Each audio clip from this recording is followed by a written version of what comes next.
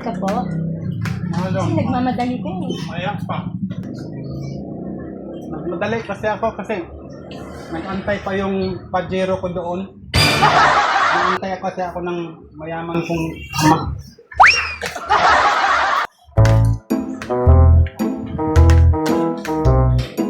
Ate,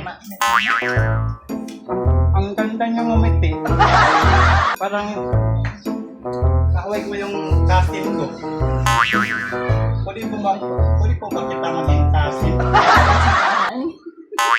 Tama po. Nahulaan. Nahulaan niyo po ba? Ay.